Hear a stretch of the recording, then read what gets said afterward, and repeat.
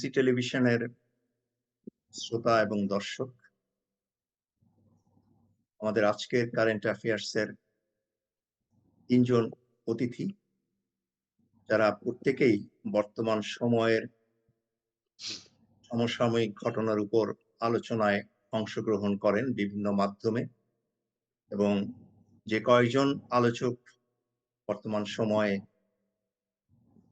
তাদের আলোচনায় গভীরতা রাখেন এবং জনপ্রিয়, আজকের আমাদের তিনজন অতিথির প্রত্যেকেই তাদের মধ্যে অন্তর্গত।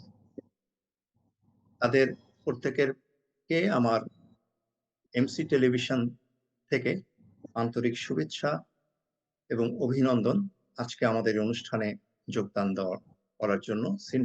ডক্টর সিনহা সাইদ আপনাকে এবং প্রফেসর ফরহাদ হোসেন আপনাকে স্বাগত জানাচ্ছি, অভিনন্দন জানাচ্ছি। আপনাকে ধন্যবাদ। ধন্যবাদ ডক্টর সিনহা সাইদ। আমন্ত্রণ জানানোর ধন্যবাদ প্রফেসর ফরহাদ। আমি আজকের আলোচনায় 5টা প্রশ্ন অথবা 6টা প্রশ্ন নিয়ে আলোচনা করব। প্রশ্নগুলো প্রত্যেকের কাছে একই রকম, নতুন কোনো প্রশ্ন না। এক একজন এক একভাবে দেখবেন, এক একভাবে উত্তর দিবেন। তো আমি শুরু করতে চাই, আপনারা হয়তো অনেকেই অবগত আছেন, যেহেতু এটা কারেন্ট অ্যাফেয়ার্স, যে গত সপ্তাহে মার্কিন যুক্তরাষ্ট্রের স্টেট ডিপার্টমেন্ট বাংলাদেশের উপর তাদের একটা প্রতিবেদন প্রকাশ করেছেন, তাদের একটা বক্তব্য প্রকাশ করেছেন। এটা আপনার বিশেষ করে নিউ ইয়র্কে বেশ আলোচিত হচ্ছে।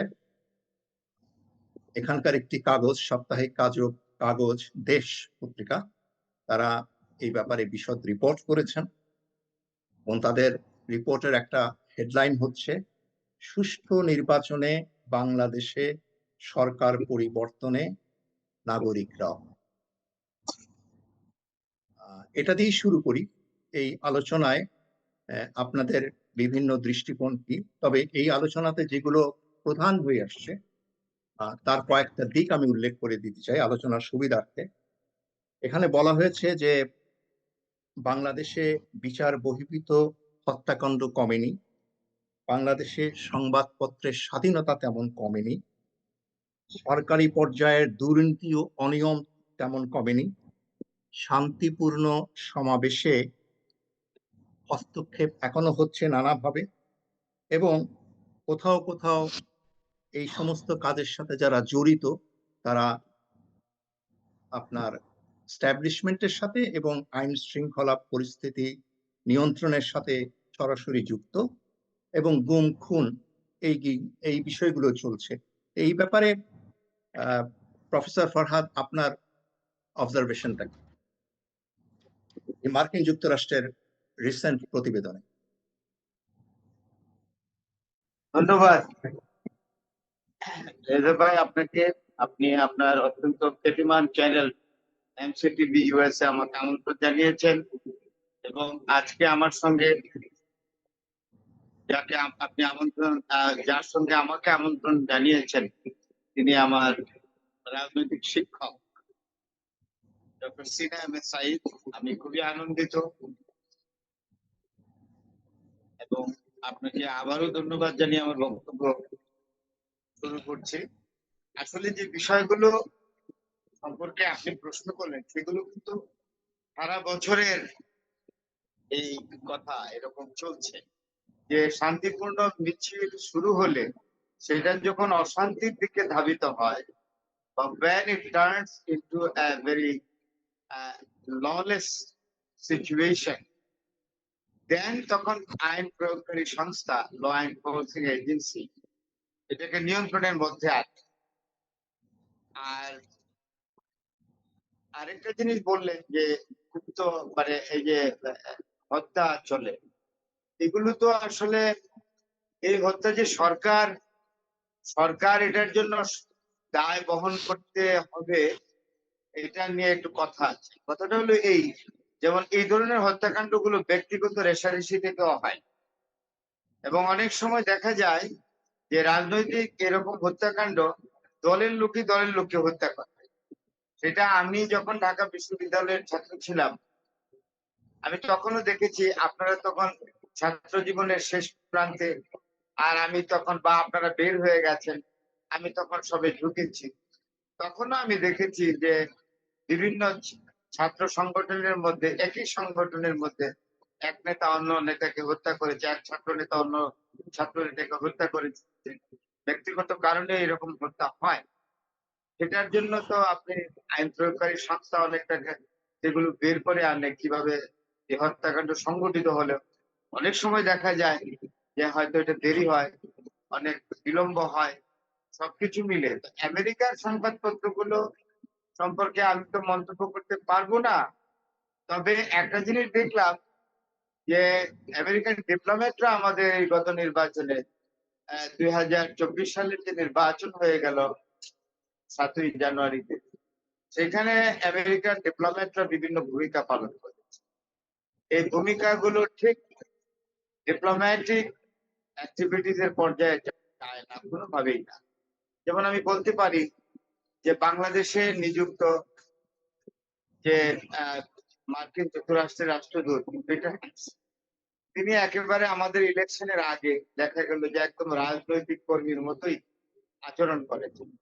তারপরে ডোনাল্ড লু থেকে আরম্ভ করে উদ্রা জিয়ার থেকে আরম্ভ করে আপনার যারা আছেন ম্যাথিউ মিলার বা অন্যান্য যারা আছে সবাই অ্যাক্টিভিটি দেখা গেল they were found highly involved in Bangladeshi politics before the election.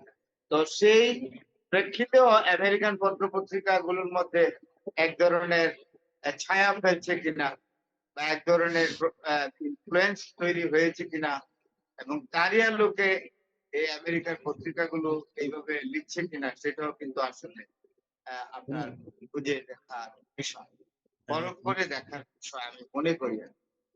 ধন্যবাদ ফরহাদ। তবে একটা বিষয় হলো, আমি আমাদের সাথে যুক্ত হয়েছে প্রফেসর কলিমুল্লাহ। তার কাছে প্রশ্ন করার আগে আমি ধন্যবাদ কলিমুল্লাহ। একটু আপনার প্রেক্ষিতে একটু বলে নিচ্ছি যে আসলে আমাদের দেশে, এটা হয়তো আপনি স্বীকার করবেন কি করবেন না আমি জানি না, এই যে শান্তিপূর্ণ, অশান্তিপূর্ণ, শৃঙ্খল, এই সমস্ত শব্দের ব্যাখ্যা এবং শব্দের অর্থ কিন্তু সময় সময় পরিবর্তন হয়ে যায়। আমার কাছে যেটা শৃঙ্খল, আরেকজনের কাছে সেটা উচ্ছৃঙ্খল। আমার কাছে যেটা শান্তিপূর্ণ, আরেকজনের কাছে সেটা অশান্তিপূর্ণ।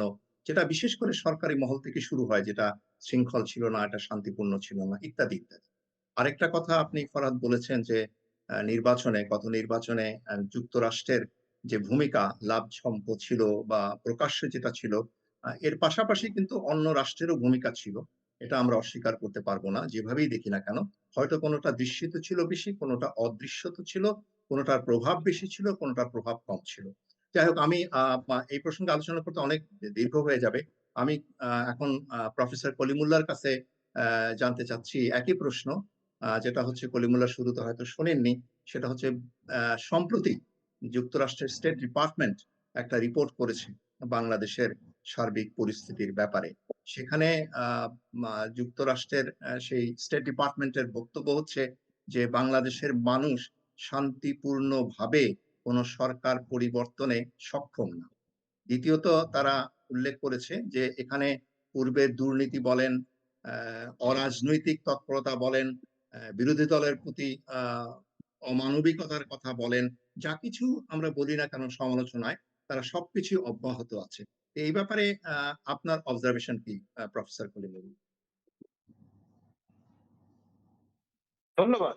দেখুন, মার্কিন স্টেট ডিপার্টমেন্ট প্রতি বছর তাদের রুটিন রিচুয়ালের অংশ হিসেবে মানবাধিকার রিপোর্ট, অ্যাসেসমেন্ট, হোয়াটএভার যা কিছু আমরা বলি না কেন, সেটি গ্লোবালি কান্ট্রি প্রোফাইল ধরে ধরে তারা সেটা জনসমক্ষে প্রকাশ করে। এবং তার ফলে ব্যাপারটা যেটা দাঁড়িয়েছে সেটি হচ্ছে, আমরা সরকার নির্বিশেষে বরাবর দেখেছি যে এই ধরনের যে রিপোর্ট, সেটি আপনার সকল দল যেই দলের অনুকূলে যাচ্ছে তারা প্রশংসা করছে, আর যারা বিশেষ করে শাসক দল আপনার যখন যে যে দল যখন ক্ষমতায় তারা তার প্রত্যাখ্যান করছে অথবা তীব্রভাবে তার সমালোচনা করছে। তো এই যে ব্যাপারটা, এটি আমরা দীর্ঘদিন ধরে লক্ষ্য করছি। ফলে আপনার এই সর্বশেষ যেই প্রতিবেদন, সেটি আমাদের কাউকে অবাক করেনি। সেই ধারাবাহিকতায় সরকারের পক্ষ থেকে এই রিপোর্ট গ্রহণযোগ্য বলে তারা মনে করেননি। শাসক দলের পক্ষ থেকেও তেমনটি প্রতিক্রিয়া আমরা লক্ষ্য করেছি।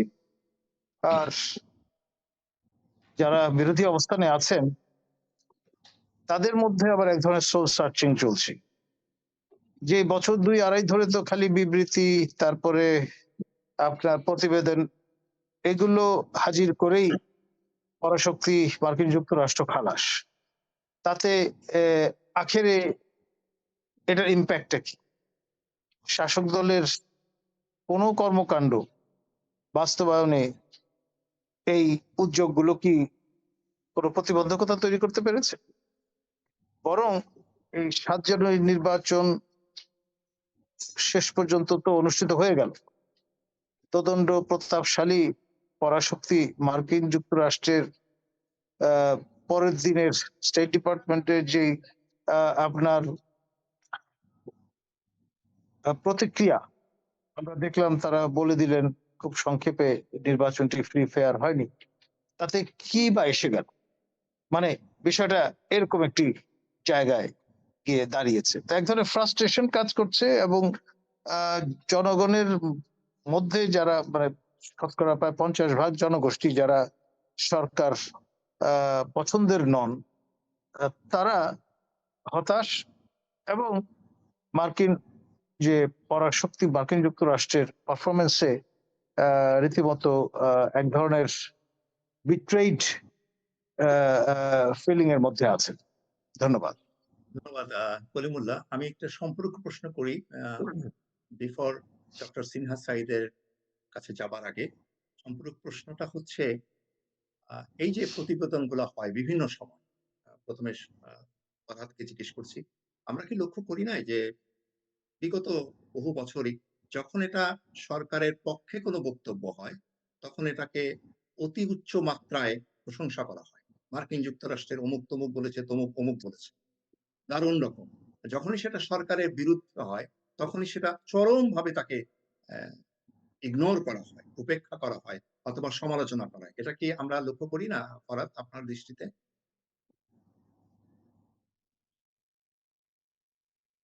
জি ফরহাদ, শোনা যাচ্ছে? তো যেটা লক্ষণীয় সেটি হচ্ছে যে আপনার আমি যে বক্তব্যটা হাজির করলাম তারই সম্পূরক এক ধরনের প্রশ্ন আপনি উত্থাপন করলেন, যা কমপ্লিমেন্ট সাপ্লিমেন্ট করে। আসলে আপনার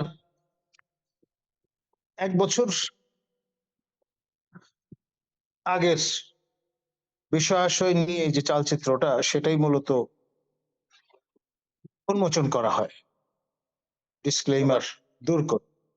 ধন্যবাদ তো ফলে কলিমুল্লাহ। প্যাটার্নটা এরকম। ধন্যবাদ। প্রফেসর ফরহাদ, আপনার কাছে প্রশ্নটা ছিল। হ্যাঁ, ধন্যবাদ রেজা ভাই। আপনি যেটা বললেন এবং স্যার যেটা বললেন, প্রফেসর কলিমুল্লাহ স্যারের সূত্র ধরেই বললেন, হ্যাঁ এটা আছে যে এই রিপোর্ট যদি কারো পক্ষে যায় তার জন্য কারো পক্ষে গেলে সেই পক্ষ খুব খুশি হয়, আর যার বিপক্ষে গেলে তারা সমালোচনা করে। এটার একটা প্রচার ঠিকই আছে, এটা অস্বীকার করার কোনো উপায় নেই। কিন্তু মার্কিন যুক্তরাষ্ট্র যে রিপোর্ট গুলো দেয়, তারা কি তাদের অ্যাক্টিভিটিস কি সারা বিশ্বে একই রকম? এখন যদি আমি ফিলিস্তিনের উপরে প্রশ্ন করি, না না, আজকে দেখেন রাফা দখল করে ফেলছে প্রায়, এবং তারা যখন রাফাতে অগ্রসর হচ্ছে তখন জো বাইডেন, আপনি যে দেশে অবস্থান করছেন সেই দেশের প্রেসিডেন্ট, পৃথিবীর সবচেয়ে শক্তিধর রাষ্ট্র, হ্যাঁ, রাষ্ট্রের প্রেসিডেন্ট জো বাইডেন কি বললেন? বললেন যে না, ওইখানে অগ্রসর রাফাতে অগ্রসর হতে দেওয়া যাবে না।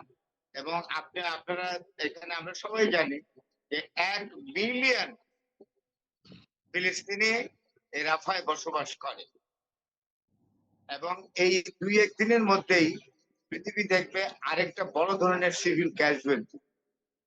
এবং আজকে আমি আপনাকে রেজা ভাই একটু প্রশ্ন করি বিনয়ের সঙ্গে, যদি আজকে আমেরিকা এই ব্যাকিং ইসরায়েলকে না করতো, তাহলে এই নিরীহ লোকগুলোকে, এই প্যালেস্টাইনিদেরকে, যারা ঘর বাড়ি হারিয়েছে, যারা সবকিছু অর্থ সম্পদ জমি তাদের ভূমি সমস্ত কিছুই হারিয়েছে, যারা বাস্তুহারা, এই মানুষগুলোকে এরকম ভাবে হত্যা করতে পারতো? তাইলে যেই দেশের মদদে, যেই দেশের আপনার অন্যায্য সমর্থনে ইসরায়েল এইরকম একবিংশ শতাব্দীতে ভয়ানক হত্যাকাণ্ড চালিয়ে যাচ্ছে, যা একটি কমপ্লিট গণহত্যা, আর genocide, the world is watching after the second world war, আপনি বলুন, তাইলে ওই দেশের বা ওই আমেরিকার পত্র পত্রিকা কি বলে, ওইখানকার স্টেট ডিপার্টমেন্টের রিপোর্ট কি বলে, এগুলো কি এই হালে সারা পৃথিবীর মানুষ আমলে নিবে বলে? এই নির্যাতিত এই ফিলিস্তিনিদের পক্ষে তো এখন সারা পৃথিবীর সরব এবং ইউরোপের দেশগুলো পর্যন্ত সরব হয়েছে। তাদের কাছে তো একটি প্রশ্ন থেকে যায়, হ্যাঁ, আর সেই প্রশ্নটি হলো এই যে আমেরিকা যে সারা বিশ্বে এই গলাবাজিটা করে, মানবাধিকারের গলাবাজি, গণতন্ত্রের গলাবাজি, এটা তারা যে করে, এটা কি তাদের মানায়? যারা গণহত্যার মদত দেয়, আপনি জানেন $26 বিলিয়ন অলরেডি আমেরিকা প্রমিস করেছে ইসরায়েলকে দিবে অস্ত্র কেনার জন্য, just to purchase arms and ammunition. Thank you এরকম ফরহাদ। একটি দেশ যদি মানবাধিকার করার কথা বলে, এরকম একটি দেশের স্টেট ডিপার্টমেন্ট যদি মানবাধিকারের রিপোর্ট পেশ করে প্রতি বছর, who care? Thank you, thank you Farhad. আমাদের এখন পৃষ্টিতা হয়ে গেছে হু কেয়ার্স। আমরা আসলে আমাদের নিজেকেও কেয়ার করি কিনা এটা ব্যাপারে একটা সন্দেহ আছে। আর যে প্রসঙ্গগুলো আপনি তুললেন সেটা ভিন্ন প্রসঙ্গ। ওই প্রসঙ্গে গেলে আরেকটা আলোচনা আমরা করব। মার্কিন যুক্তরাষ্ট্র আসলে পৃথিবীব্যাপী যে মরুলিপনা করছে তার তার কতটা যোগ্যতা আছে অন্য বিষয়ে কথা বলার। কিন্তু আজকের আলোচনাটা আমরা শুধু বাংলাদেশ কেন্দ্রিক রাখতে চাই, তাই আর কি ওই প্রসঙ্গে গেলাম না। এখন আমরা যাচ্ছি ডক্টর সিনহা সাঈদের ব্যাপারে তার মূল্যবান বক্তব্য শোনার বিষয়ে আজকের প্রথম প্রশ্নে, যেটা মার্কিন যুক্তরাষ্ট্রের সাম্প্রতিক স্টেট ডিপার্টমেন্টের রিপোর্ট নিয়ে, যেটা আপনাকে আগেই বলেছি। আপনাকে ধন্যবাদ এই জাতীয় একটি বিষয় আলোচনা করার জন্য। আমি শুরুতেই বলে রাখি, আমি এই রিপোর্টটাকে ২ ভাবে দেখছি। একটি হচ্ছে একটা ভালো কাজ করেছে, একটা চিন্তা ভাবনা করছে পৃথিবীর কোথায় কি হচ্ছে। যেহেতু সে বিশ্বে এখনো একটা পরাশক্তি, দায়িত্ব একটা আছে তার। এটা হলো একটা পার্ট। এবং এই দায়িত্বের প্রেক্ষাপটে সে বিগত বছরে কি হয় না হয় একটা প্রতিবেদন দিয়ে দেয়। এটার গতানুগতিক। কিন্তু এখন কিন্তু ২য় পার্ট কিন্তু খুবই স্ট্রং। দেখতে হবে দায়িত্বটা কে নিয়েছে, কে দিচ্ছে। আপনি বলতেছেন, উনি খারাপ, আমি খারাপ, আপনি কি? এখন প্রশ্ন তো আসবেই। কি কারণে আমেরিকাতে শত, শত ছাত্র অ্যারেস্ট হচ্ছে, গ্রেপ্তার হচ্ছে? কি অপরাধ করেছিল? কেন পুলিশ তাদেরকে পিটাচ্ছে? কি কারণে সেখানে বিভিন্ন বর্ণের লোকজন মারা যাচ্ছে গুলি খেয়ে? কি কারণে আমেরিকা মনে করতেছে মানবাধিকারের দেশ? কেন তারা মনে করতেছে বিশ্ব সংসারে বেঁচে থাকতে হলে আমাকে অস্ত্র লাগবে? অস্ত্র ছাড়া ঘুমানো যাবে না, অস্ত্র চলাফেরা করা যাবে না। এই যে প্রাইভেট লাইসেন্স দিয়ে রাখছে, অর্থাৎ পৃথিবীতে একটাই দেশ কিন্তু দেখেন। আমাদের তো লাগে না। আমরা তো বিধ্বস্ত দেশ, মানবতা নাই। তা আপনার এখানে কি মানবতা আছে যে কারণে আপনি নিরাপত্তা নেই আপনার? নিরাপত্তা আপনার জন্ম হইছে তো আর্মস ছাড়া। মৃত্যু হবে আর্মস ছাড়া। আমাদের তো ঘুমাইতে কোন আর্মস লাগে না। রাষ্ট্র আছে, পুলিশ আছে, ঠিক আছে। আপনাকে বাচ্চা শিশুদের অস্ত্র দিয়ে দিছে। কি কারণে দিছে? এগুলো উত্তর কে দিবে এগুলো? আমেরিকা কিন্তু এখন আগের মতো সেই পর্যায়ে নাই। তাকে জবাবদিহিতে আনতে হবে কিন্তু এখন। আপনি যেহেতু অন্যের সম্পর্কে বলছেন, আপনার সম্পর্কে তো আপনাকে বলতে হবে। যে আপনি কিভাবে অস্ত্র দিয়ে দিচ্ছেন। লোক মারা যাচ্ছে, শিক্ষক মারা যাচ্ছে, ছাত্র মারা যাচ্ছে এবং একটা বৈধ কারণে প্যালেস্টাইন সেটা হইছে, মানুষ মারতেছে। প্যালেস্টাইনের ভিতরেও প্রতিবাদ হচ্ছে। ইউরোপে হচ্ছে, আমেরিকাতে হচ্ছে, সারা পৃথিবীতে হচ্ছে কিন্তু। এত কিছু হওয়ার পরও আমেরিকার শাসন ব্যবস্থা যারা বসে আছে তাদের বিবেক নড়ে না। যেই বিবেক একটা বিশেষ খাপে পরিচালিত হয়। আমি তো সেই বিবেকের যে প্রণীত যে রিপোর্ট দিচ্ছেন আপনি, আমি তো বিবেকেরই প্রশ্ন করতেছি যে কোন বিবেক থেকে বেরিয়ে আসছে? আমি সব মেনে নিতে পারতাম। যদি আপনি ভালো থাকতেন। আপনি তো ভালো না। তা আপনি অন্যের খারাপ বলতেছেন কেন? আমার এখানে যা আছে তা যদি আপনার নাই। আমার অনুপাতে যা আছে হ্যাঁ, কম বেশি আলোচনা হবে, সমালোচনা হবে। আপনি খুঁড়ে, খুঁড়ে বাইর করতেছেন আমার দোষটা কি? তা আপনার দোষটা কে দেখবে? আপনি এখন পৃথিবীতে যা করছেন ধিক্কারজনক। মানবতার সবচেয়ে বড় শত্রু এই মুহূর্তে আমেরিকা। মানবাধিকার বড় শত্রু আমেরিকা। অর্থনৈতিক শোষণ, সামরিক শোষণ, ডলার কারেন্সি শোষণ, সব শোষণের সৃষ্টিকর সে এবং তার মুখে এই কথা কিন্তু মানায় না। আমি অত্যন্ত শ্রদ্ধাবোধ, বিনয়ের সাথে এই রিপোর্টকে প্রত্যাখ্যান করলাম যে এই রিপোর্ট দেওয়ার কোন অধিকার, মানবিক অধিকার, মানসিক অধিকার আপনার নাই। কারণ আপনি বিধ্বস্ত, আপনি পলিউটেড এবং আপনার মুখে এই ডাক শুনেন। ধন্যবাদ। ধন্যবাদ ডক্টর সিনহা। আ আপনার মূল্যবান বক্তব্যে ফরহাদ আপনার বক্তব্যে এবং ডক্টর কলিমুল্লাহ আপনাদের ৩ জনের বক্তব্যে একটা জিনিস আ পরিষ্কার হলো আমার কাছে। আমি ভুল হলে সংশোধন করে দিবেন। এ হলো কাউকে সমালোচনা করতে গেলে নিজেকে সেই সমালোচনা ঊর্ধ্বে থাকতে হয়। It clear?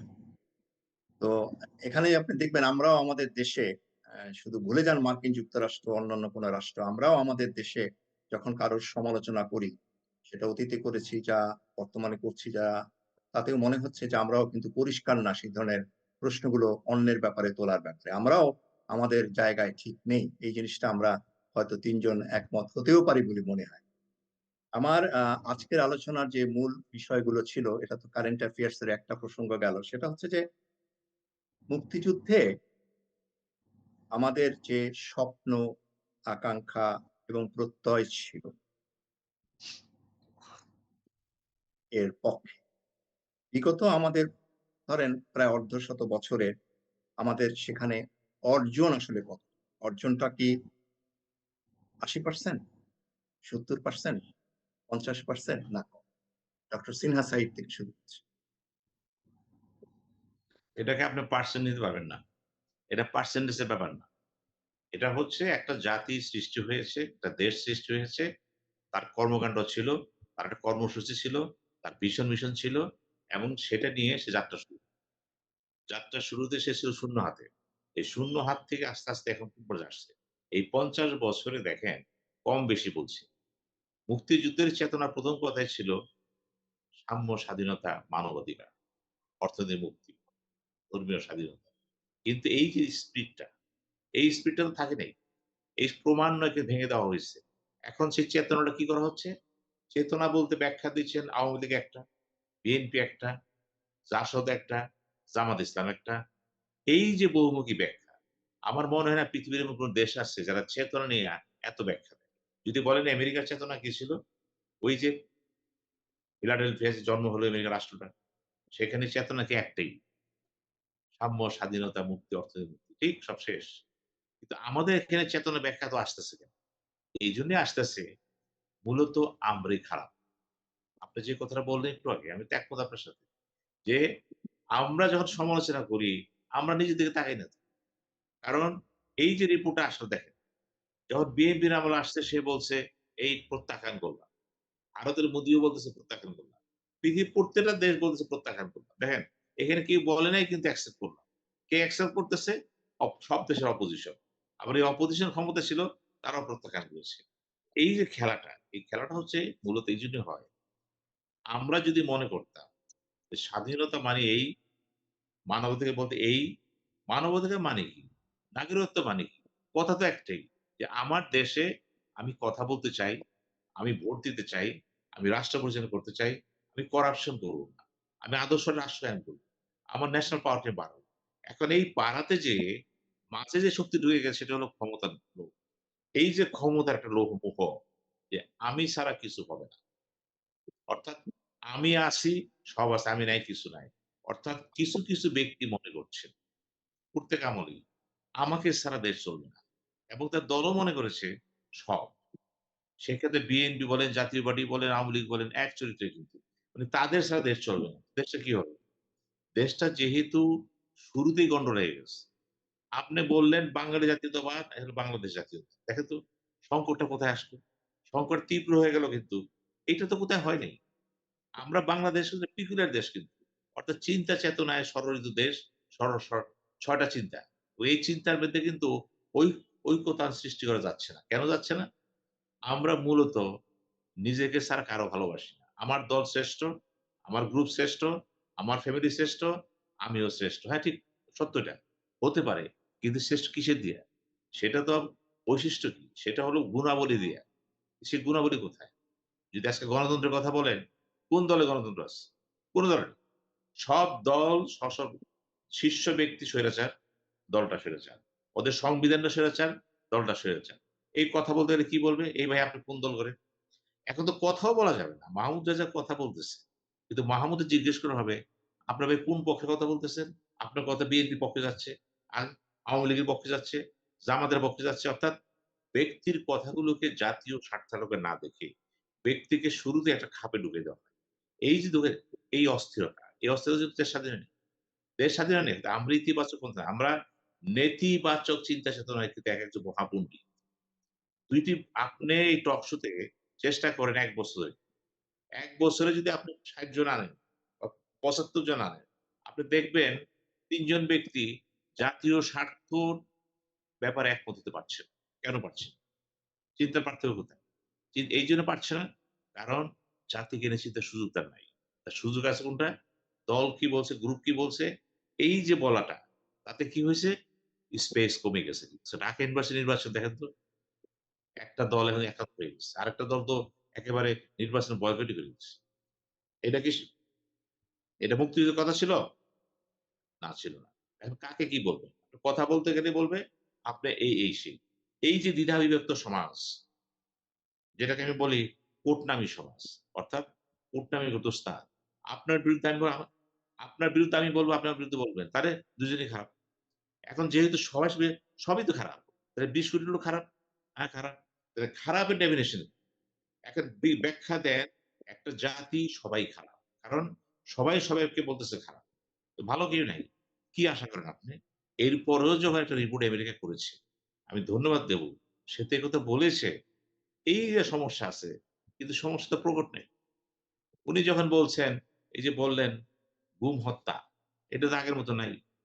তা আপনিও জানেন, আমিও জানি। কলিমুল্লাহ জানে, ফরহাদও জানে। এখন আপনি এখানে আসছে, তা আমি কিভাবে বলব যে রিপোর্টটা কে করেছে? এই রিপোর্টটা কে করে? এই রিপোর্ট প্রণয়নের ক্ষেত্রে যাদের হাত থাকে, তারা তো সরকারি লোক না। তারা সবসময় কিন্তু একটা থিংক ট্যাংক গ্রুপ থাকে, যাদের আমরা বলি সিভিল সোসাইটি। এখন সিভিল সোসাইটিটা কি? বাকিটা কি সামরিক সোসাইটি? এই যে শব্দগুলো পড়ছেন, বাংলা সিভিল সোসাইটি যে বলেন, সিভিল মানে কি এটা? সিভিল তো সিভিলাইজ না, সিরিয়াস আসে? হয় না তো। আপনি গোড়াতে যান। পৃথিবীতে একটা দেশ বাংলাদেশ, যেখানে রাষ্ট্রকে বলা হচ্ছে, যখন ভারত স্বাধীনতা হলো, নাম কি হবে? Republic of India, Pakistan, Islamic Republic of Pakistan. আপনি কেন পিপুলস ফ্রি বাংলাদেশ, বাংলা কি করছেন? গণপ্রজাতন্ত্রী। আপনি কি প্রজা? কাকে বলবেন? আজ পর্যন্ত কোন দল বা কোন বিশেষজ্ঞ পণ্ডিত বা থিংক ট্যাংক এটা কি বলেছে যে আমরা প্রজা হবো কেন? এই প্রজা শব্দটা যারা আবিষ্কার করলো, তারা তর্জমা করতে পারেনি। এটা হবে হয় গণতান্ত্রিক, ঠিক আছে? রিপাবলিক তো আছেই। Republic is self elected by the people. এটা তো বলার অপেক্ষা রাখে না। তাহলে প্রজাতন্ত্র মানে আমি প্রজা শাসিত সরকার। আমি প্রজা। আমি প্রজা, কলিমুল্লাহ প্রজা, রেজা প্রজা, আমরা সব প্রজা। তাহলে কথা বলতেছেন কেন? একটা প্রজার দেশে তো এই হবে। আপনি সবার আগে হইছে হাত দেন। এই শব্দটা যারা বাংলায় করেছে, পিপুলস রিপাবলিক, এই পিপুলস এর প্রজা হয় না। হয় নাগরিক হইতে পারত, জন হতে পারত, গণ হতে পারত। গণতন্ত্র হইছে। সুতরাং গলদগুলি দেখেন তো, এখন যদি কথা বলতে চান, বলা হবে এই লোকটা স্বাধীনতার বিরুদ্ধে কথা বলতেছে। অর্থাৎ কিছু বললেই স্বাধীনতার বিরুদ্ধে চলে যায়। আজকে ৫০ বছর পরে আমি প্রশ্ন তুললাম। আমি প্রজা নই। এটা প্রজাতন্ত্র নয়। পিপুলস রিপাবলিক বাংলাদেশ, এই পিপুলস এ বাংলা প্রজা হয় না। যে বা যারা তর্জমাটা করেছেন, আমি তাদেরই বলছি, আপনারা জাতিকে মিসলিড করেছেন। নাগরিক কোথায়? সংগ্রাম করলাম নাগরিক, ভোটাধিকার দিলাম। প্রজা তো ভোটাধিকার পায় না। তো কি করলেন? আপনি কতগুলি কনসেপশন নিয়ে আসেন না কেন? শুরুতে গলদ। এখন এই প্রজার দেশে আপনি গণতন্ত্র চান কেন? স্বীকৃত প্রজা। তো এই ক্ষেত্রে চিন্তা করতে গেলে বাংলাদেশ যেভাবে চলছে, এইভাবে তো চললে তো আগাবে। মানুষের বয়স তো এমনিও বাড়ে। বট গাছেরও বয়স বাড়ে, কলা গাছেরও বাড়ে। কিন্তু শিখলেন না। ব্যক্তি শিখলো কি? কয়জন বিজ্ঞানী জন্ম হইছে? চিন্তা করেন তো। কয়জন গবেষক জন্ম হইছে বাংলাদেশে? কয়জন রাজনীতিবিদ জন্ম হইছে যারা দেশ চিন্তা করে, রাষ্ট্র নায়ক হইতে পারে?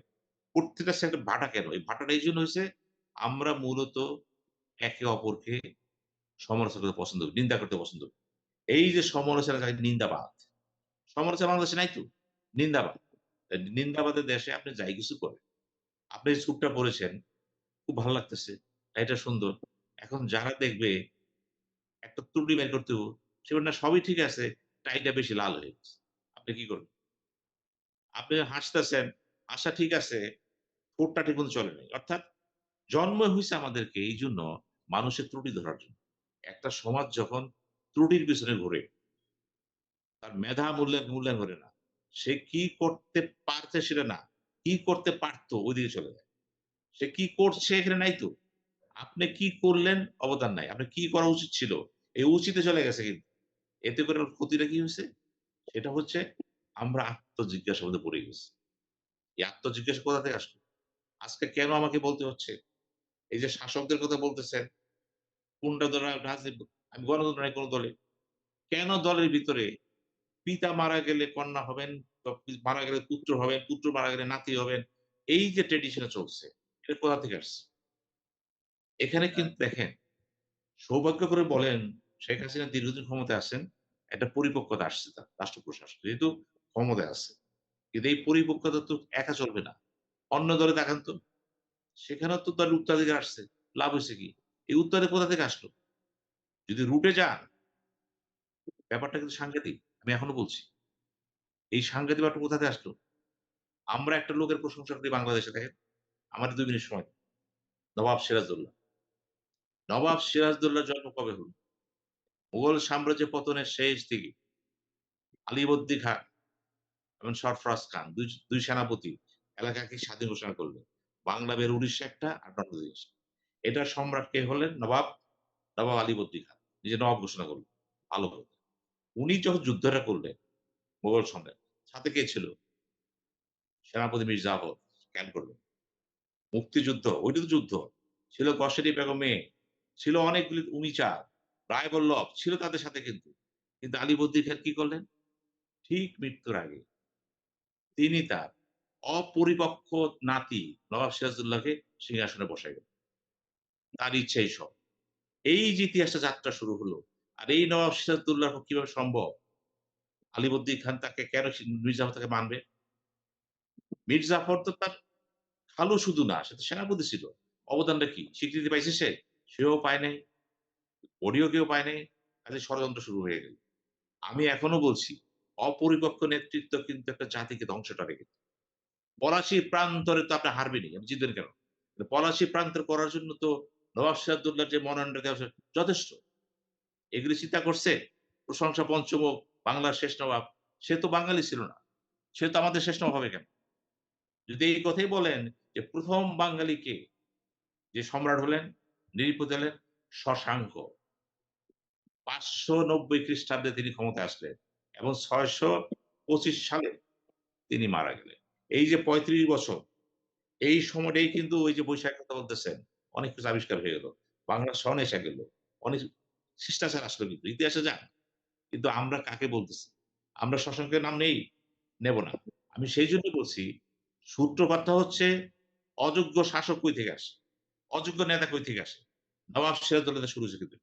আমি তার জীবনী পড়ে দেখেছি। আমি কোথাও তার দক্ষতার কোনো ওইভাবে ছাপ নাই কিন্তু। তার পিতা কি ছিল জানি না। তার মাতাকে চিনি। দেখেছি সিনেমা হলে। এই যে ব্যাপারটা আসছে, চিন্তা করেন এইভাবে যে আমাদের ইতিহাসটা হচ্ছে কিভাবে? যে ঐতিহাসিকভাবে নেতৃত্ব চাপায় দেওয়া হইছে। এবং সেই কারণে কি হইছে? প্রত্যেকটা দল এখন নিম্নমুখী কিন্তু। জাতীয় পার্টির কথা বলেন, বিএনপির কথা বলেন, জাসদের কথা বলেন, যেদিকে তাকাবেন, ওদিকে দিলীপ বড়ুয়া, হাসান রকিনু, এই XYZ তার ছেলে হবে, তার নাতি হবে। এটা কোথা থেকে আসলো? একটা ধন্যবাদ। Political science. আমি সেজন্য বললাম, আমাদের আত্মজিজ্ঞাসা একটাই হবে। আমরা আসলে কি চাই? আমরা কি চাই? আমরা ভাত খাবো। কি দিয়া খাবো? ঠিক আছে, তরকারি দিছেন। এখন না তো মাংস খাবো, দিছে মাংস। মুরগির রোস্ট পুরা খাবো। আসলে আপনার চাহিদা কি? চাহিদা কি? জাতির আকাঙ্ক্ষাটা কি? এই জাতির পরিকল্পনাটা কি? কেন ৫ বছরে আমাদের কি লাগবে? আমাদের সম্পদ কোথায় যাবে? মেধা কোথায় যাবে? আমরা কি করতে পারি? এই যে সামগ্রিক চিন্তা, ঐক্যমত্য নাই। বিভক্তি। এই বিভক্তি কাজে এখানে আমেরিকা রিপোর্ট দিচ্ছে। আমি তো অবাক হই নাই। কারণ আমি তো বলব ও তো কম লেখেছে। আমেরিকানরা বাংলাদেশ জানেই না। যেই কারণে রিপোর্টটা আমার কাছে অপর্যাপ্ত। উচিত ছিল আমাদের ক্যারেক্টারিস্টিক কি আছে ধরে ধরতে পারে নাই। কারণ ওদের মেধাগুলি সেভাবে কাজ করতেছে না। ওরা যেই মেধা ধার করছে, লেখাইছে, এখানে আমি বলব এই রিপোর্টটা আমার কাছে সম্পূর্ণ অপূর্ণাঙ্গ এইজন্য বাংলাদেশ চরিত্র এখানে আসে। ধন্যবাদ। ধন্যবাদ সিনহা। আমি শুধু আপনার কাছে সম্পূরক প্রশ্ন করব, এরপরে আমরা ডক্টর কলিমুল্লাহর কাছে যাব। আপনি হ্যাঁ কিংবা না, কারণ আমাদের সময় সংক্ষিপ্ত, তাই আমরা নিতে পারছি না বিশদ। শুধু হ্যাঁ কিংবা না উত্তর দিবেন। বাংলাদেশে জয় বাংলা বলি বা বাংলাদেশ জিন্দাবাদ বলি, এতে বাংলাদেশের মানুষের মধ্যে কি কোনো পার্থক্য হতে পারে? হ্যাঁ কি না? আমি এই শব্দ উচ্চারণে কথার কিছু পার্থক্য আছে। বাস্তবে আমি এটা কোনো পার্থক্য দেখি না। কারণ আমাদের জীবনে ঘটে না। ধন্যবাদ। আ প্রফেসর কলিমুল্লাহ, আপনি এতক্ষণ ডক্টর সিনহা সাঈদের কথা শুনলেন। আ উনি রাজনীতি বিষয়ের বিশেষজ্ঞ, রাজনৈতিক থিংক ট্যাঙ্ক। আপনি জনপ্রশাসন থিংক ট্যাঙ্ক। তো আপনার সম্পৃক্ততা জনপ্রশাসনের সাথে আরেকটু নিকটে। You are more practical. যে প্রশ্নটা আমি আ ডক্টর সিনহা সাঈদকে করেছি, উনি যে ব্যাখ্যা দিয়েছেন, এটা উনার মতো করে উনি বলেছেন। আপনি কিভাবে দেখেন যে বাংলাদেশে আমরা যে যুদ্ধটা করেছিলাম ৭১ সালে, আমাদের যে আন্দোলনটা ছিল ৬৯ সালে, ৬২ সালে, এ তার পিছনে একটা স্বপ্ন ছিল। এই ৫২ বছরে আমরা সেটা কতটুকু আসলে বাস্তবায়ন করতে পেরেছি বলে আপনার মনে হয়? মেজরিটি করতে পেরেছি নাকি এ পার্ট অফ ইট করতে পেরেছি? দেখুন, এই যে বঞ্চনার ইতিহাস, এটি ছিল আমাদের অ্যাক্স টু গ্রাইন্ড। এবং শাহবাজ শরীফ মহোদয় যে বক্তব্যটা সম্প্রতি তার আত্মোপলব্ধি থেকে হাজির করেছেন, এতদিন পরেও কিন্তু এটা হন্ট করছে। আমাদের বিজ্ঞ অর্থনীতিবিদ প্রফেসররা বঙ্গবন্ধুর উপদেষ্টা হিসেবে তাকে ওয়েল ইনফর্মড রেখে যে ডিসপ্যারিটির তত্ত্বটা ফোরফ্রন্টে নিয়ে এসেছিলেন, যেটা জনগণ গ্রহণ করেছে, তার ফলাফল আমরা দেখেছি ৭০-এর যে নির্বাচন, সেখানে নিরঙ্কুশ যে রায় আপনার পাকিস্তান আওয়ামী লীগকে প্রদান করা হয়েছিল। এবং তারই ধারাবাহিকতায় কিন্তু ওই গণরায় যখন মানতে অস্বীকৃতি জানালো পাকিস্তানি জুনটা, এবং আমরা অনন্য পায় হয়ে সশস্ত্র সংগ্রামের মাধ্যমে আমাদের পৃথক স্বাধীন সত্তা স্ট্যাবলিশ করল। রাজা শশাঙ্ক কিন্তু ডাইনেস্টি তৈরি করতে পারে। তারপরে মৎস্যন্যায়ের পরে পাল, এই বাঙালি এই রাজবংশ তার অভ্যুদয়, এবং তার সর্বশেষ উত্তর পুরুষ হচ্ছেন কয়েসস্বামী চৌধুরী, আমাদের বিশিষ্ট আপনার কূটনীতিক দুই ভাই। তারা কিন্তু মহিপালের বংশধর, এটা কয়জনে আমরা জানি। মহিপালের বংশধরদের একটি অংশ সিলেটে আপনার আশ্রয় নিয়েছিল, এবং তার একটি অংশ ইসলাম ধর্ম গ্রহণ করেছিল, এবং সেই কারণেই এই ধারাবাহিকতার কথা বললাম। তো জেনুইনলি যদি আমরা চিন্তা করি যে রাজতন্ত্র রয়্যালিস্ট হিসাবে এই কয়েস চৌধুরীদের হাতে কিন্তু শাসনভার দিয়ে দেওয়ার কথা। আপনি যদি প্রজা বিবেচনা করেন, এই প্রশ্নটা doctor Cena M A Saeed উত্থাপন করলেন। কিন্তু আমাদের জাতির পিতা বঙ্গবন্ধু শেখ মুজিবুর রহমান আমাদের পাকিস্তানের নাগপাশ থেকে মুক্ত করে পাকিস্তানের প্রজা থেকে বাংলাদেশের নাগরিকে রূপান্তরিত করতে চেয়েছিলেন। মজা হচ্ছে, যারা সংবিধানের ড্রাফটিং এর দায়িত্বে ছিলেন, সেই বিশিষ্ট মনীষীরা ডক্টর কামাল হোসেন, ব্যারিস্টার আমিরুল ইসলামের মতো ব্যক্তিবর্গ, এই অসাবধানতা বশত, যেহেতু তাদের চর্চা ছিল ইংরেজিতে, এই অনুবাদটা হাজির করলেন। পরবর্তীতে আমাদের মাননীয় সংসদ সদস্যরা সর্বসম্মতভাবে জাতির পিতার উত্তরসূরিদের এসএসএফ সুবিধা তারা বংশানুক্রমিক ভাবে ভোগ করবেন, এই আইন পাশ করার মধ্য দিয়ে কিন্তু এক ধরনের রয়্যালিটির জন্ম আমরা অলিখিত ভাবে হাজির করেছি। কিছুদিন পরে যদি নতুন দল তৈরি হয় রয়্যালিস্ট, যেমন ব্রিটেনে রয়্যালিস্টরা খুব গুরুত্বপূর্ণ ভূমিকা পালন করে, ইতিহাস করে এসছে, যে কারণে টিল টু ডেট গণভোট করেও কিন্তু ব্রিটেন আর সাধারণতন্ত্র হতে পারে না, তারা রাজতন্ত্রেই থেকে যায়। সেই রকমের একটা অবস্থা কিন্তু সামনে তৈরি হতে চলেছে। ভবিষ্যতে একটি পার্টি যদি গড়ে ওঠে এই কয়েস স্বামী চৌধুরীদের পরিবারকে পুনঃপ্রতিষ্ঠা করার জন্য, কারণ প্রকৃত রাজবংশ হিসেবে পালরাই কিন্তু প্রথম বাঙালি রাজবংশ। লক্ষণ সেন, বল্লাল সেন, বিজয় সেন এরা কিন্তু দক্ষিণ ভারত থেকে আসা, কর্ণাটকের অবাঙালি। সিরাজউদ্দৌলারা যেমন অবাঙালি, সেনরাও কিন্তু অবাঙালি। প্রকৃত বাঙালি রাজবংশ হচ্ছে পাল রাজবংশ। ধন্যবাদ। ধন্যবাদ ডক্টর কলিমুল্লাহ আর মূল্যবান বক্তব্যের জন্য। একই প্রশ্ন থেকে যায় ফরহাদ আপনার জন্য। আপনি কিভাবে দেখছেন আমাদের এই বিগত প্রায় অর্ধশত বছরের, এই ৭২ থেকেই বলি যদি, আমরা আমাদের স্বাধীনতার মূল মন্ত্রের দিকে কতটুকু অগ্রসর হয়েছি বলে আপনি মনে করেন? ধন্যবাদ রেজা ভাই, একটা গুরুত্বপূর্ণ প্রশ্ন করলেন। প্রশ্নটা উপরে আলোচনা করতে গিয়ে আমার দুইজন আমার রাজনৈতিক গুরু ডক্টর সিনা আহমেদ সাঈদ এবং আমার শিক্ষক প্রফেসর ডক্টর কালিমুল্লাহ ইতিহাসের অবতারণা করেছে এবং খুব সুন্দরভাবে করেছে। আমি আর ইতিহাসে যাচ্ছি না, কারণ ইতিহাসের আলোচনার স্পেসটা আর নাই আমার জন্য। ওইটা সিনা ভাই এবং আমাদের ডক্টর কালিমুল্লাহ স্যার এই স্পেস দখল করেছে এই আলোচনা আজকে। আমি শুধু বলবো প্রথমেই যে 50 বছরে বা 52 বছরে আমাদের সবচেয়ে বড় অর্জন হলো আমাদের স্বাধীনতা। এবং আমি দৃঢ়ভাবে বিশ্বাস করি, আমি খুব দৃঢ়ভাবে বিশ্বাস করি যে স্বাধীনতা অর্জিত না হলে তাহলে আজকের বাংলাদেশ যে জায়গায় এসে দাঁড়িয়েছে সেটা সম্ভব হতো না। কোন কোন জায়গায় দাঁড়িয়েছে? যেমন ধরেন, অবকাঠামোগত উন্নয়নে বাংলাদেশ যতটা এগিয়েছে, এটা পাকিস্তানের অধীনে থাকলে এটা কখনোই সম্ভব হতো না। বাংলাদেশের কূটনৈতিক সাফল্য কিন্তু বলতে গেলে খুব প্রশংসার যোগ্য। এবং বাংলাদেশের কূটনৈতিক সাফল্যে 3টা জিনিস হয়েছে বাংলাদেশে। একটি হলো অভিবাসন প্রক্রিয়ায়, অভিবাসনে বাঙালিরা অনেক এগিয়েছে, কারণ বিদেশি কূটনীতিকরা আমাদের দেশ থেকে মানে কূটনীতির সাফল্যের ফলে বিদেশিরা আমাদের দেশ থেকে ম্যান পাওয়ার নিচ্ছে, 1।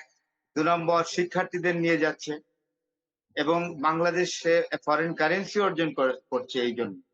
এবং বাংলাদেশ যদি পাকিস্তানের অধীনে থাকতো তাহলে এই বাংলাদেশ কখনোই এই বৈদেশিক মুদ্রা অর্জন করতে পারতো না, যেটা খুবই বাংলাদেশ ব্যবসা বাণিজ্যে সাফল্য অর্জন করেছে নিঃসন্দেহে। আপনি জানেন যে পাকিস্তান আমলে বাংলাদেশের এই তৎকালীন পূর্ব পাকিস্তান বর্তমান বাংলাদেশে কোন বড় বাঙালি ব্যবসায়ী ছিলেন না, একমাত্র আমার জানা মতে একে খান ছাড়া, চিটাগঙ্গের একে খান। এছাড়া আপনি যা বলেন ইস্পাহানি, তারপরে আহমেদ বাওয়ানি, তারপরে আদমজি, তারপরে আজিজ সত্তার, তারপরে এখানে যদিও পশ্চিম পাকিস্তানের তারা বাংলাদেশে তৎকালীন ইস্ট পাকিস্তানেও তাদের ব্যবসা বাণিজ্য ছিল, ইউসুফ হারুন, মাহমুদ হারুন, তারা সবাই অবাঙালি। কিন্তু ওই যে দেখেন, স্বাধীন হওয়ার ফলে এখন কিন্তু বাঙালি বিজনেসম্যানরা একেবারে টাইকুন পর্যায়ে যাচ্ছে। এটা এই বাঙালিদের স্বাধীনতা অর্জনের জন্য এবং এই 52 বছরের সাফল্য। তারপরে শিক্ষায় সাফল্য দেখেন, আপনি পাকিস্তান আমলের শিক্ষার হার দেখেন, পূর্ব পাকিস্তানের শিক্ষার হার আর বর্তমানের শিক্ষার হার, সামাজিক উন্নয়নে একটা মৌলিক পরিবর্তন এসছে। এবং সবচেয়ে বড় কথা যে মানুষের যে প্রাত্যহিক প্রয়োজন মেটানোর ক্ষমতা পাকিস্তান সরকারের ছিল না। আমি দেখেছি আমরা এখন আটা রুটি খাই, এটা আমি একটা উদাহরণ দিলাম। এখন আমরা আটা রুটি খাই স্বাস্থ্যের জন্য, কিন্তু একটা সময় ছিল যে কারো বাড়িতে সকালবেলা আটা রুটি খেলে তাকে নিম্ন স্তরের মানুষ হিসাবে বিবেচনা করা হতো এবং তার বাড়িতে গ্রামে কেউ আত্মীয়তা করতো না। তো আমি সেটা বলছি না, বলছি যে মানুষের মধ্যে একটা লাগাতার অভাব আমি দেখেছি, সেইটা আর এখন নাই। মানুষ আর খাদ্যের যথেষ্ট স্বয়ংসম্পূর্ণ। এবং ভিক্ষাবৃত্তি, যেটা আপনার গ্রামে একেবারে ভিক্ষাবৃত্তি উচ্ছেদ। পাকিস্তান আমলে ভোরবেলা উঠলেই দেখা গেল যে দরজায় দাঁড়িয়ে আছে ভিক্ষুক, সেটা মহিলা ভিক্ষুক ও পুরুষ ভিক্ষুক। আর এটা যে রাস্তাঘাটের দারুণ উন্নতি হয়েছে, যার ফলে অর্থনীতি একটি সচল জায়গায় এসে দাঁড়িয়েছে। কোনটা?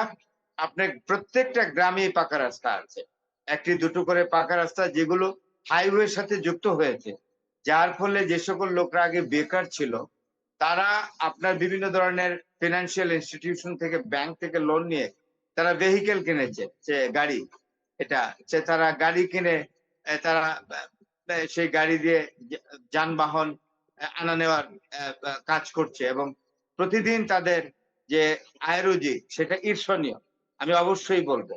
এবং আর বৈদেশিক বাণিজ্য আমাদের ছিল না, বাঙালিরা পাকিস্তান আমলে কোনো ফরেন ট্রেডিং এর সাথে নিজেদেরকে ইনভলভ করতে পারতো না এবং সবটাই অবাঙালি, মারোয়ারি, পাঞ্জাবি ব্যবসায়ীরা দখল করে রাখতো।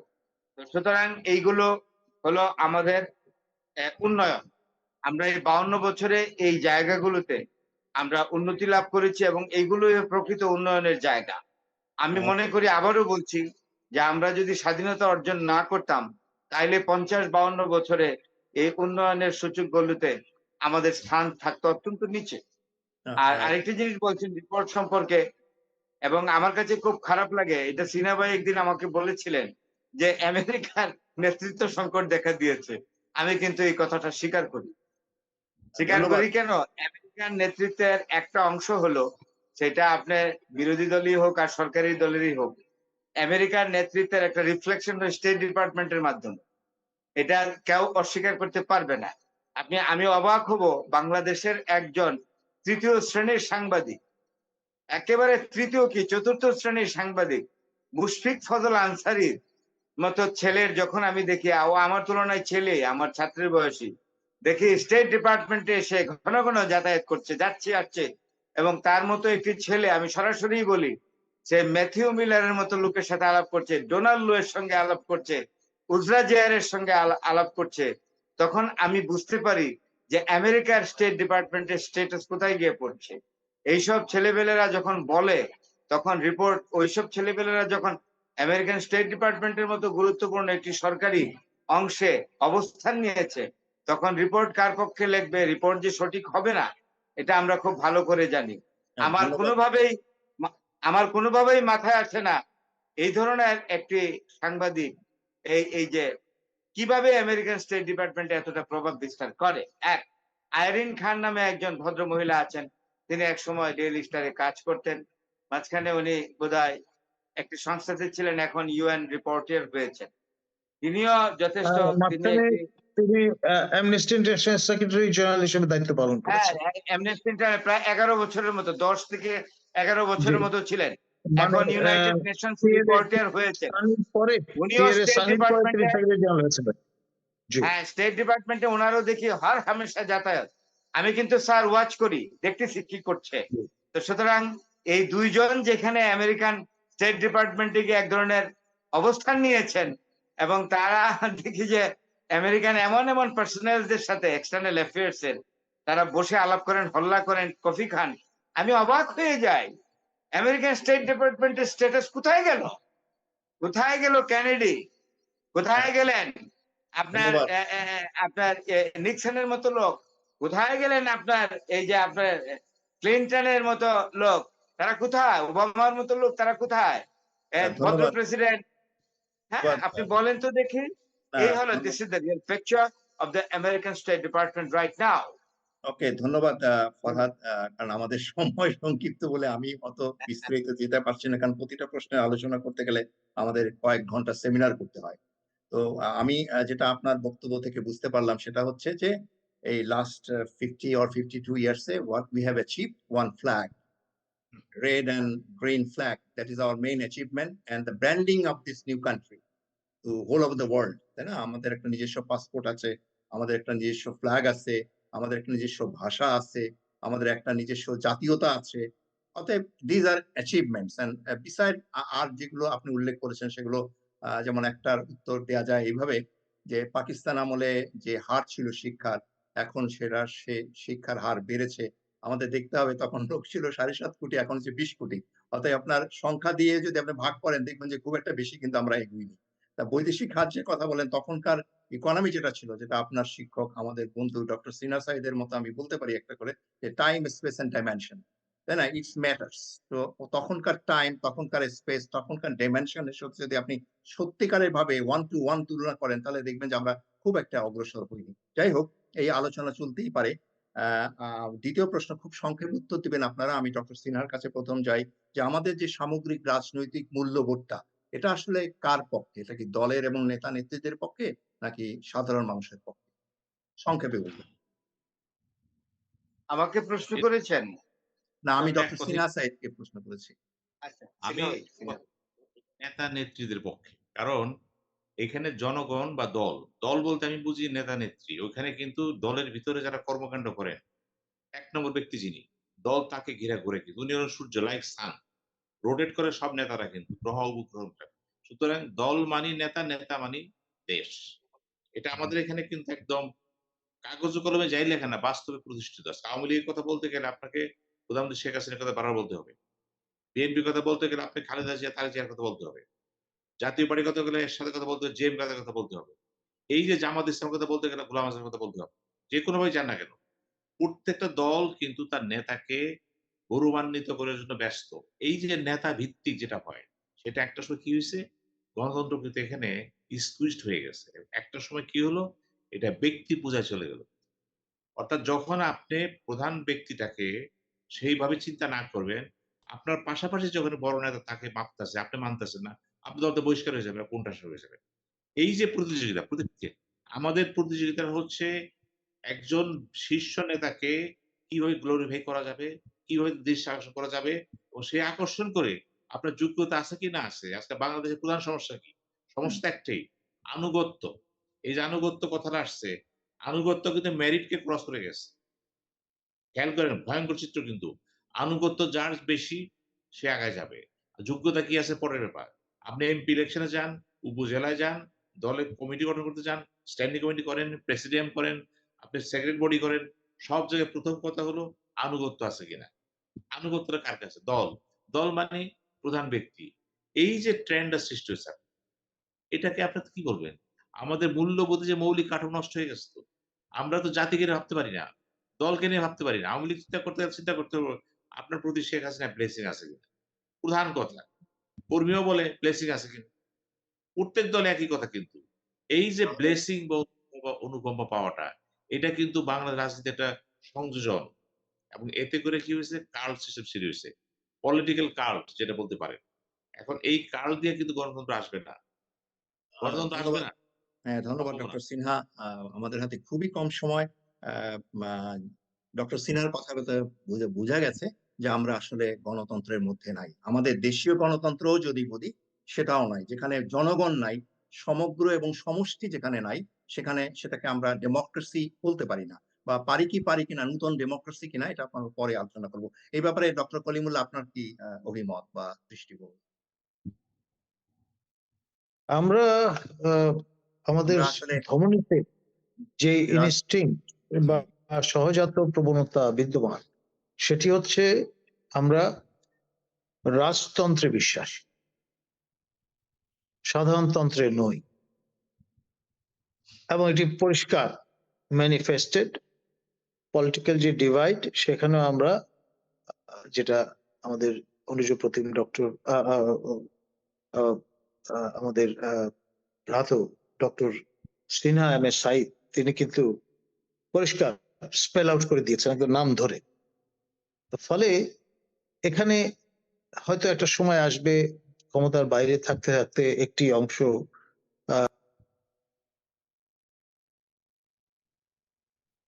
শোনা যাচ্ছে না। আরো ফর্ম নেবে এবং পরবর্তীতে হয়তো সংবিধান সংশোধন যেমন আমরা করে এসএসএফ সুবিধা প্রদান করেছি, আমাদের জাতীয় পিতা বঙ্গবন্ধু শেখ মুজিবুর রহমানের যে পরিবারের সংজ্ঞাটি আমাদের মাননীয় প্রধানমন্ত্রী প্রদান করেছেন নিক্সন চৌধুরীর ওই চ্যালেঞ্জের জবাব হিসেবে, যে আমি এবং আমার বোন এবং তাদের যারা সন্তান সন্ততি এরাই হচ্ছে আমার পরিবার, এবং তাদের জন্য এসএসএফ সুবিধা বংশানুক্রমিক ভাবে আমরা কিন্তু আইন পাশ করি সর্বসম্মতিভাবে, এখানে কোনো রকমের দ্বিমত কেউ প্রকাশ করেননি এবং অধিকাংশ বাংলাদেশের নাগরিক বিষয়টা সব অবগতই নয়। একবার ভুলক্রমে আমাদের মাননীয় শেখ রেহানার পুত্র ববি এবং তার স্ত্রী আমাদের সংসদ ভবন চত্বরে প্রবেশ করতে গিয়ে বাধাপ্রাপ্ত হয়েছিলেন, যেহেতু সংশ্লিষ্ট ব্যক্তিবর্গ তাদের চিনতেন না। পরবর্তীতে এটা নিয়ে তো মহা হয়েছে এই অবস্থা। এখন এই আনহিন্ডার্ড অ্যাক্সেস টু এনিওয়ান এনিওয়্যার সেটা একমাত্র যারা ওই রয়্যালিটির উত্তরাধিকার বহন করেন তারাই পারবে, অন্য কেউ না।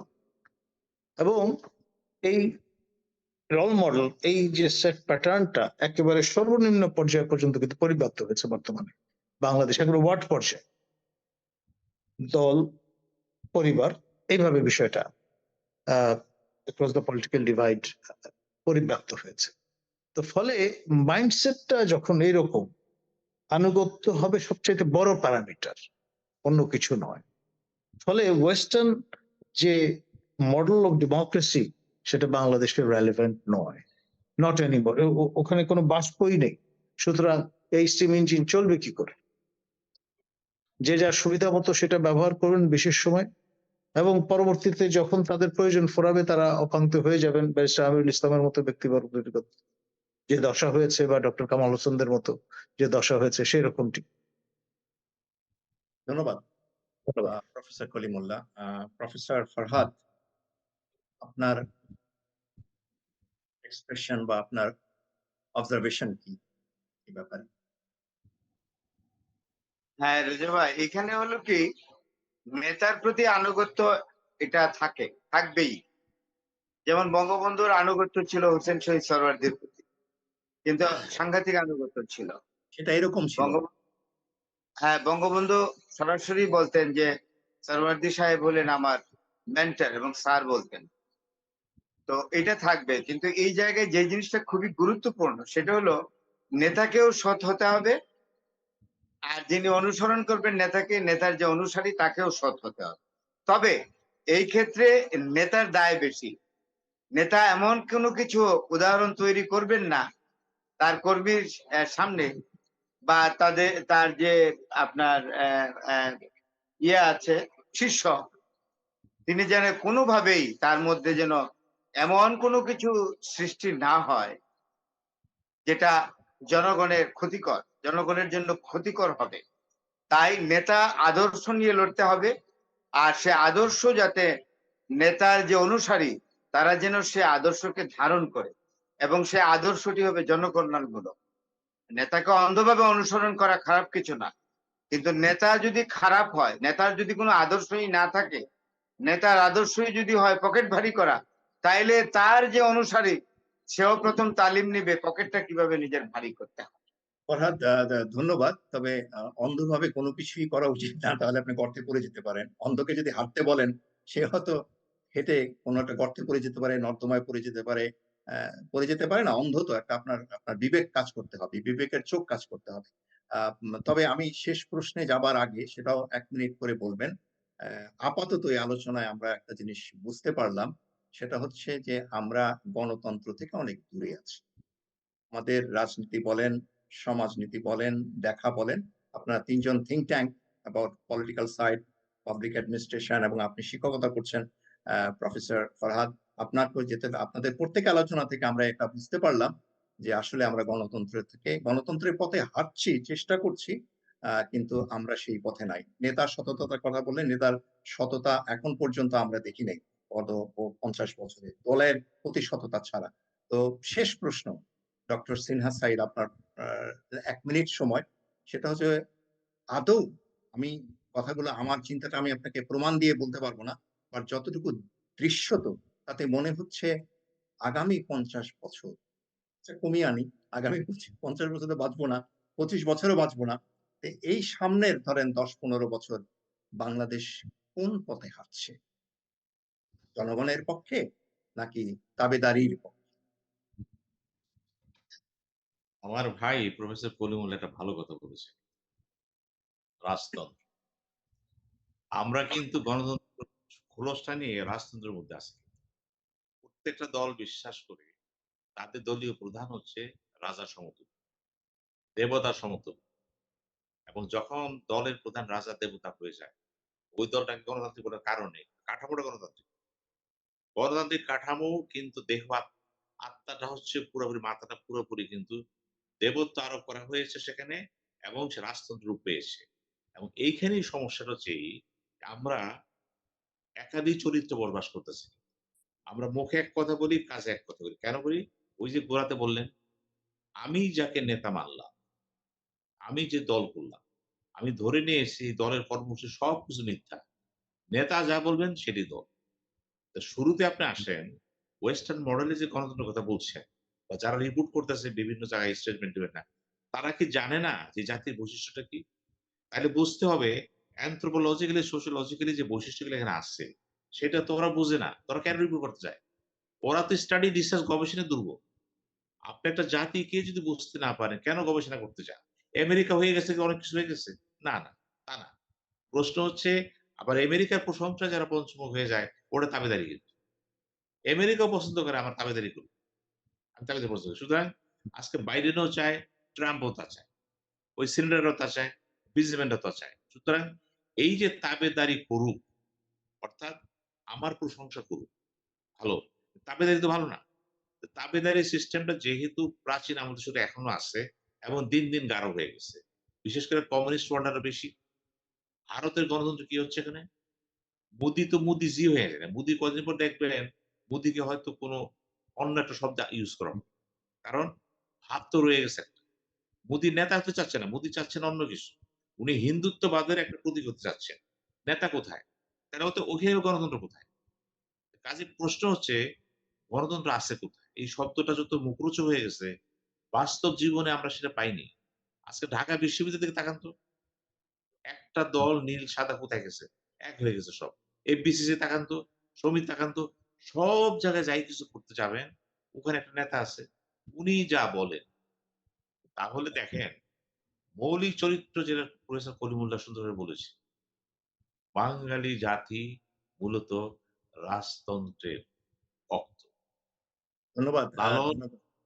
এবং সেখানে গণতন্ত্র যা এসেছে, ধন্যবাদ। অত্যন্ত দুর্ঘটনাভাবে গণতন্ত্র চলে আসছে। এই যে চলে আসলো, এইটাই তো বিষয়। আসার তো কথা না। সুতরাং আমি অবাক হচ্ছি, এরপরও গণতন্ত্র আছে। ধন্যবাদ। ধন্যবাদ, ধন্যবাদ সিনহা। আ কলিমুল্লাহ আপনি কি যুক্ত করবেন কিছু? আমি আমাদের জাতির পিতা বঙ্গবন্ধু শেখ মুজিবুর রহমানের মেন্টর, তার ভাষায় তার নেতা হোসেন শহীদ সোহরাওয়ার্দীর পুত্রকে ধন্যবাদ জানাবো। শাহেদ সোহরাওয়ার্দী তিনি আওয়ামী লীগের নেতৃত্ব গ্রহণ করেননি, সংস্রব রাখেননি, এমনকি নাগরিকত্ব গ্রহণ করেনি। তিনি পাকিস্তানের নাগরিকত্ব প্রতি অনুগত থেকেছেন এবং তার ঢাকায় যে বাড়িটি উত্তরাধিকার সূত্রে পেয়েছিলেন সেটি আপনার রাশেদ সরওয়ার্দী। রাশেদ সরদি, সরি, জি, এবং সেটি তিনি আহ, আপনার বিক্রয় করে দিয়েছেন বেলিয়াকে। ধন্যবাদ। আ প্রফেসর ফরহাদ, জি। আপনি আপনি বলেন আমরা কি আসলে আগামী ১৫ বছর বা ২০ বছর আমরা আসলে কি ডক্টর সিনহা এবং ডক্টর কলিমুল্লাহর কথা থেকে যেটা বুঝতে পারলাম যে আমরা গণতন্ত্রের পথে হাঁটছি। আপনি কি তাই মনে করেন? আমরা গণতন্ত্র তো আমাদের আছেই। আমরা তো গণতান্ত্রিক শাসনের জন্যই লড়াই করলাম, যার ফলে স্বাধীনতা যুদ্ধ হলো। যখন মিলিটারিরা পাকিস্তান শাসন ৭২ করত। সালের কথা, ৭১ সালের কথা। আপনি আগামী ১০ এখন বছরের যেটা এখন যেটা হচ্ছে এটা তো জানেনই। আমি আপনাকে ১ মিনিট যদি আমাকে একটু সময় দেন তাহলে একটু যান, বলব। আপনি ১ ১ মিনিট। মিনিট বরাদ্দ হলো আপনার জন্য। ১ মিনিট হ্যাঁ, বলেন। ১ মিনিট। Thank you. সেটা হলো এটা আমার ব্যা ব্যা ব্যা ডক্টর সিনহা আহমেদ সাঈদ ভাই, তারপরে আমার শিক্ষক প্রফেসর ডক্টর কালিমুল্লাহ দুজনেই হয়তো স্বীকার করবেন। ২১শে আগস্ট গ্রেনেড হামলা বাংলাদেশের রাজনীতির একটা বিরাট পরিবর্তন এনেছে। বাংলাদেশের রাজনীতিতে। আমরা ১৯৭৫ সালের হত্যাযজ্ঞ যেটা হয়েছে এটা তো মানে বর্ণনাতীত। পৃথিবীর জঘন্যতম হত্যাকাণ্ডের একটা। সেইটার আস্তে, আস্তে সেটার সাথে আমরা অ্যাডজাস্ট করে নিয়েছিলাম। যদিও আমাদের এই জায়গাটা অনেক বড় কষ্ট, অনেক বড় বেদনা।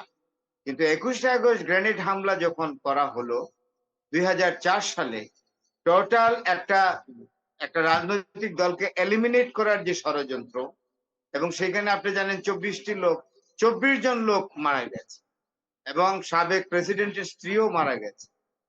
তো এই যে একটা ম্যাসিভ এটাকে যে মোটিভ ক্লিয়ার, এবং সেটার পর থেকে বাংলাদেশে যে রাজনীতির যে একটা পরিবর্তন এসেছে সেটা কিন্তু রাজনীতির ঘাটে সমস্যা তৈরি করছে।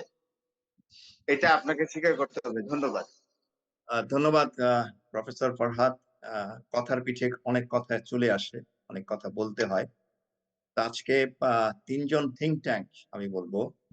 রাষ্ট্রবিজ্ঞানের think tank doctor Sinha Sayeed, জনপ্রশাসন, লোক প্রশাসনের থিংক ট্যাঙ্ক প্রফেসর কলিমুল্লাহ এবং প্রফেসর, আপনি সাহিত্যের প্রফেসর সম্ভবত, ইংরেজি সাহিত্য পড়ান যতটুকু আমার কলোনিয়াল লিটারেচার পড়ে। লিটারেচার পড়ান। সাহিত্য তো রাজনীতির একটা বিশাল কলোনিয়াল আহ, লিটারেচার, উপনিবেশিক সাহিত্য। হ্যাঁ, ওটা তো বিরাট একটা আপনার ইম্প্যাক্ট করে আমাদের রাজনীতিতে। তা আপনাদের ৩ জনের যুক্তিপূর্ণ এবং খুব জ্ঞানগর্ভ আলোচনা, আমরা যেটা উপলব্ধি করি যে এই ধরনের আলোচনাগুলো আরো বেশি হলে আমাদের একটা পাবলিক কনসার্ন, একটা পাবলিক মোটিভেশন তৈরি হতে পারে। কিন্তু আমরা এখন সেখানে অনেক দূরে। আমরা এখনো দলীয় প্রশাসন, দলীয় আদর্শ এবং নীতি দ্বারা বেশি রকম আমরা ইনভলভ এবং আমরা প্রভাবিত। তো এই সমস্ত আলোচনা থেকে আমরা উপলব্ধি করলাম যে এই ধরনের আলোচনাগুলো আমাদের আরো হওয়া উচিত। আপনারা আমাদের আমন্ত্রণে আজকে এসেছেন এবং দর্শক শ্রোতা আপনাদের যা বোঝার আপনারা বুঝে গেছেন আসলে কি চলছে দেশে, এবং কেউ অস্বীকার করেননি, সেটা আমার মুখ থেকে নাই বা বলি। আপনাদের বোঝার ব্যাপারে পরিষ্কার হলেই আমাদের এই আজকের আলোচনা অনুষ্ঠান সফল সার্থক। আপনাদের সবাইকে, ডক্টর কলিমুল্লাহ এবং ডক্টর সিনহা সাঈদ এবং প্রফেসর ফরহাদ হোসেন, আপনাদেরকে আন্তরিক আন্তরিক এবং আন্তরিক